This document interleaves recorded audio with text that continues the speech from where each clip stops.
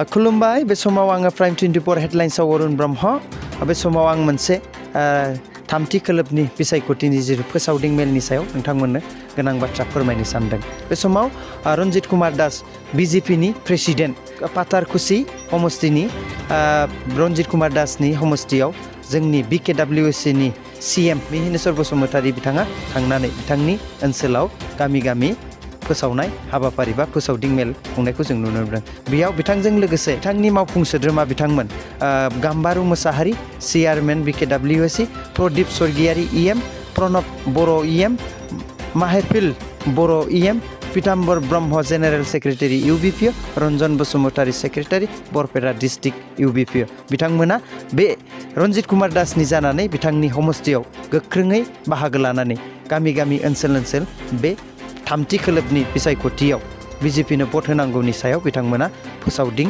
मेल फोसावनायखौ जों नुनो मोनदों। थारैनो बे समाव जोंहा BKWACनि CEM मिहिनेश्वर बसुमतारीनिफ्राय जों फंनैसो बाथ्रा खोनासंनांगौ।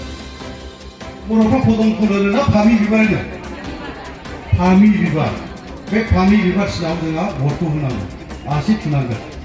बे दा आं बुंनो नागिरनाया बयफोर जोंथ' बर' कलचारेल प्रग्रेस काउन्सिलबो मोनबाय आरो फारसेथिं जोंहा बिटिआरआ दंखायो मोनसे जब बिटिसिनि आं नोजोर होदों हयथ' नोंबो नोजोर होदों बा जों नोजोर होनायलायदों मा क्राइसिसआव जोङो भुगिनांदों।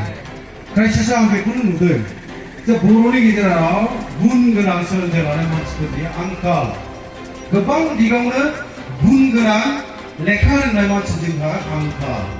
टेकनिशियान लाइन